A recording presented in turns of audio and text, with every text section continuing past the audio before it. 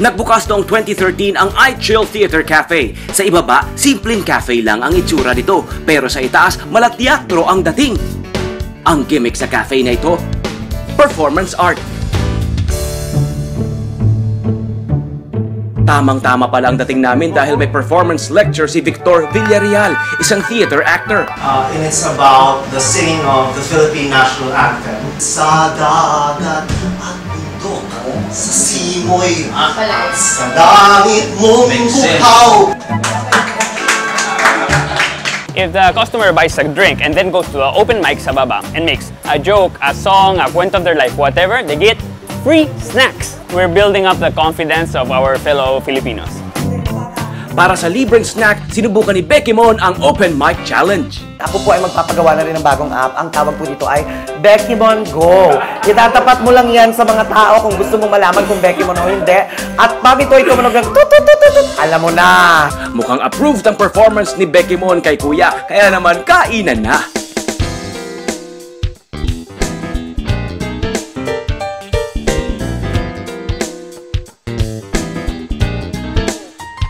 Agad na nilabas ng iChill ang kanilang bestsellers, starting with their pasta, carbonara and pesto.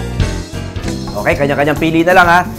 Tama ang dinig nyo mga kapuso, 60 pesos lang ang isang plato ng pasta rito. Sulit pa para sa mga estudyanteng tulad ni Faye. Ikaw ba saan ka nag-aral? FEU po. Anong course mo? Architecture po. Related na related ano? Magkano baon mo dati nung bata ka, nung estudyante ka? 20 po. Ikaw, magkano baon mo? 200 po. 200. Makakatatlong carbonara ka na noon. H&M. Anong H&M? Hindi na masama. Nagustuhan ko yung carbonara kasi tamang-tama yung pagka-creamy niya, tapos yung hamba to me. Tamang-tama yung amount niya, yung serving amount niya para sa 60 pesos. Sarap. Okay naman sa akin yung portion, 60 pesos sa ganitong portion. Hindi naman tinipid yung ingredients. If it is pesto, pesto nga siya. Sarap siya sa presyo, tsaka sa lasa, tsaka sa portion. I like na meron dish para sa mga estudyante at versatile din siya para sa mga working people. Dahil marami din mga opisina rito eh. Kayang-kaya mo to, no? Pwede mo kami libre. Ikaw pala magbabayad. For snacks or appetizers, mayroon silang kakaibang nachos at good for sharing ito. Si nachos na mukhang rose petals. Gusto ko kasi maraming dip. Saka malaman, no? May hint of chili. Creamy, malinamnam na cheesy dip. Saka interesting pa yung color niya. Terno. Terno ko. Sarap ba? Sarap yung dip. Truly, makurap. Siyempre, ang mga nachos, halos pare-parehas naman, nagkakatalo talaga sa dip, no? Oh. Tsaka presentation. Tsaka hindi nila binubudbud yung dip. Tapos pag matagal, di nagsasag na yung... Iba ang sagi niya, no? Totoo. Kumalat. Yung una ko napansin is yung nachos talaga. Kasi number one, good for sharing siya. Tapos yung color niya, gusto mo siya talagang bilhin. Hindi rin papatalo ang dessert sa andamakmak na saging, chocolate syrup at cream, ang Waffle Monster. Fresh bananas, tapos isang malaking waffle, and then cream, and then strawberry drizzle. Chocolate kung gusto mo. Sarap. Paano po ba kainin yan? Sanay lang po ako sa turon. Wala bang kutsilyo? Akalain mo. Bongga to. Pag ganun mo, malalasa muna yung chocolate and then biglang, may putok ng peanut butter. Ganun. Masarap siya. In all fairness sa kanya. Ang iChill Theater Cafe ay matatagpuan sa 1125 Dos Castilla Street, Sampaloc, Manila. Welcome to Laruan. Kindly open the segment. Yes, nandito po ngayon tayo sa laruan. Hindi po ito laruan dahil ang laruan ay toys. Ito po ay laruan. Ipook kung saan tayo ay naglalaro ng mga laro. Laruan hindi ng feelings, kundi ng mga games dyan.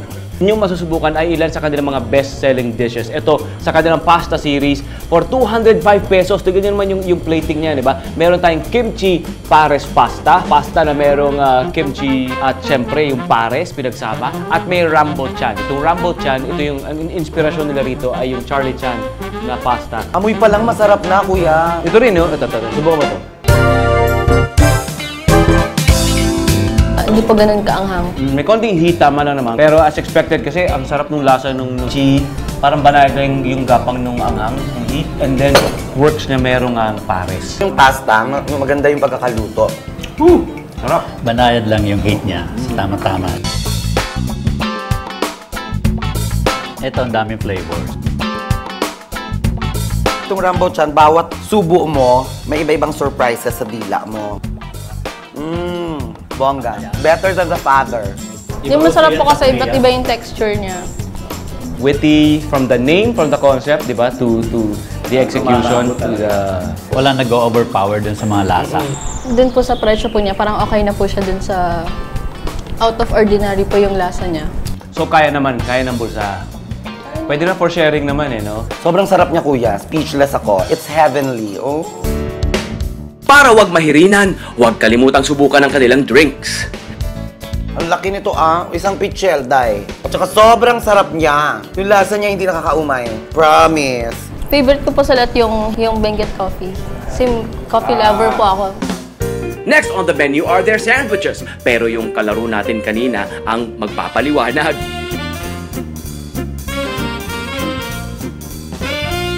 Asian rap. Kasi meron mga nag-rap sa Amerika, meron dito sa Asia. Dito nakuha namin yung isa sa mga magaling na nag-rap. Ito naman, ito kakaiba to, tignan nyo guys, no? Yung kanilang mac and cheese French toast. Yung cheese na yan, galing yan sa mga baka sa Romblon na nagko-crossfit. So sobrang healthy nung gatas. Bro, ano inspirasyon mo sa menu ninyo? Yung mga past experience ko, ganyan, mga heartaches. Dami kasi kainan dito sa Maguinhawa. So parang kailangan mo mag-isip ng bago. Tsaka mas priority namin yung panlasa namin kami yung unang titikim. Lapangan na!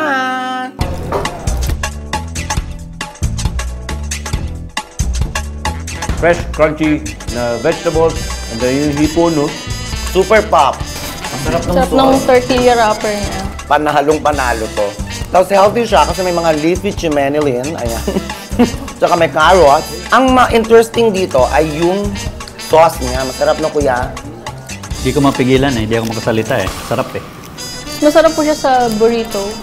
Yung leafy po niya, saka healthy yung laman. Mukhang matatabang utak at gutom na tiyan ang pinanggalingan ng kakaibang mga sandwich na ito, tulad na lang ng tenderloin cheese bistec sandwich na ito. Masarap, malambot, juicy, tender beef, filling, at saka yung caramelized onion. Pero gawin mo siyang sandwich para siya sa malaking event. Sarap-sarap. Hindi tinipid yung ingredients. Ngayon lang ako nakita ng bistec na nilagay sa sandwich. Tapos kapartner pa niya yung chips. Good na siya for dun sa price niya. This cafe is up for serious business. Ang sarap talaga, sobrang. But wait! There's more! Ang kanilang mac and cheese French toast. You heard it right. Mac and cheese sa loob ng French toast. Don't forget the maple syrup. Malaro siya sa texture, malaro siya sa lasa. Parang isang bite mo pa lang, solve ka na. Walang tipiran sa ingredients. I swear, sobrang sarap niya. Value for money. Yes! May space pa ba kayo for dessert? Huwag kalimutang tikman ang kanilang espesyal na cookie at milk. Ito ay collaboration ng laruan saka ng isang home-based na baking company, yung Elle's Kitchen. Ang sarap nung hint ng vanilla. Daming chocolate, Excited na ba kayong subukan ang kakaibang menu ng Laruan at Iba Pa Cafe? Punta na sa ground floor, Luisa Building 2, 107 Maguinhawa Street, Teachers Village, Quezon City. Ilang pang display ang musical instruments na ito. Isa ito sa dahilan kung bakit tinarayo ang cafe na ito. We have one of the owners, RJ. Palapakan si RJ! Ayan. Si RJ ay isa sa mga eksperto na ukulele musicians.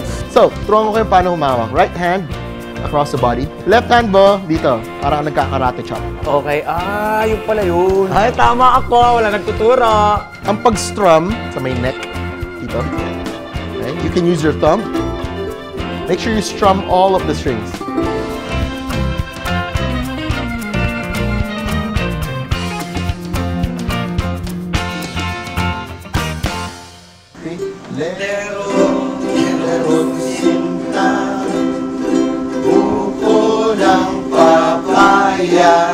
Good. Dala-dala'y gusto, sisidlan ang bunga.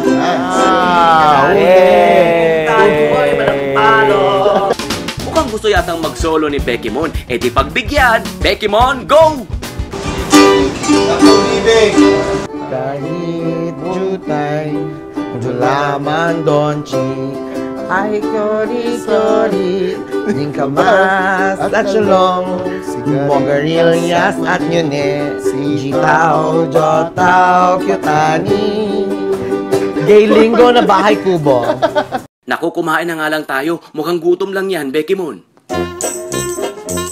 Ang mga fudams na ito, ligpitin ko yan, lapukin ko yan lahat, isumba ko yan. Lapok na kayo. Pag hindi kayo lumapok, itumba ko din kayo. I will kill you. I will kill you. Patayin na tong mga to. There's a reason why siya ang sinasabi ng lahat, tinuturing na original na online superstar, si Beckymon. We are so honored to have you, my friend. Ang galing-galing mo. Sobra ka yan. Sa kang henyo. Welcome to Jukebox Cafe sa Libis. Eto guys, ito muna ang kanilang mga best-selling dishes. Unang titikman ang kanilang pasta dishes, bolognese and carbonara.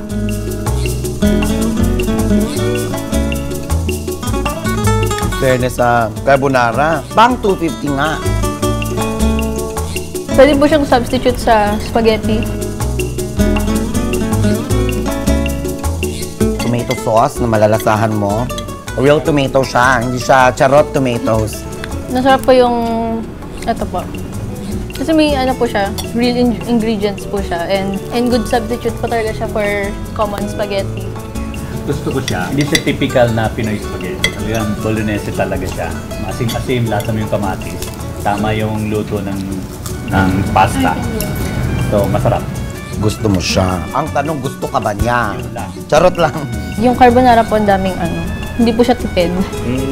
Bukod sa very generous yung kanyang sahog, napaka tamang timpla. Hindi siya masyado creamy, hindi siya nakakaumay. I would go for the bolognese more. It's very flavorful kapag kumain ka, pag natikman mo, yung bolognese gusto mo yung talagang Italian authentic. And I think the portion is for sharing pa nga, ang laki-laki niya. I think that's the best combination kapag mag-meat sauce ka. Kalahating beef, kalahating pork, sarap-sarap. Panalo. Chef, ano mga niluluto mo? Mga ganito, spaghetti, more on Filipino. Masarap mag-experiment. Scientist ka? Ikaw, kumusta naman? Bakit ako yung nag-i-interview? Show ko ba to? Show mo to! Correct! Kuya Tony Pet, salamat sa pag-guest ha. Oo naman, no? Let's move on to their next dish. Bago pa ako mawalan ng show, let's try their Hawaiian spam sandwich. Oh, interesting. Hindi tinuturo. Alam mo namang sanay ako sa baragan. Tirahin mo.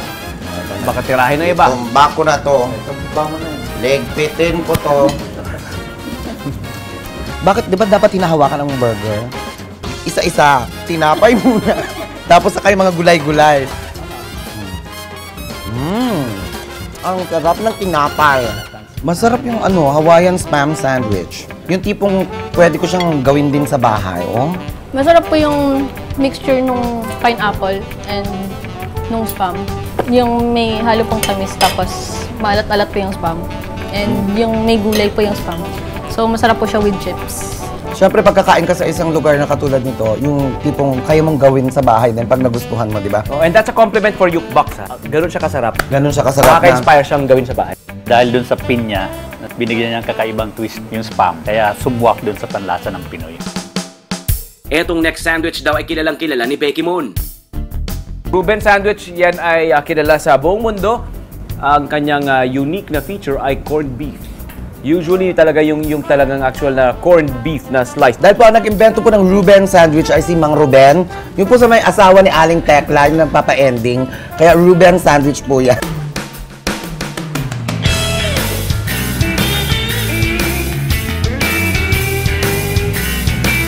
Ham na may corned beef. Talata. Daming lamang corned beef, oh. Lasang mahal yung corned beef. Maganda po yung naisip nila na wheat bread po yung ginamit nila. No way na nag-complement po siya dun sa ham, and pag pinagsama yung corned beef na authentic and ham. I like their Ruben sandwich. I like na may added feature yung ham. I would like to look for, sana, kung okay din sana, i-suggest ko rin na meron din sana, I mean, kung meron pang something to cut through the you know, the richness nung corned beef and ham. Subukang mag-aral ang ukulele while satisfying your cravings sa Jukebox Cafe na matatagpuan sa 187 Village Center, Barangay Bagong Bayan, Libis, Quezon City.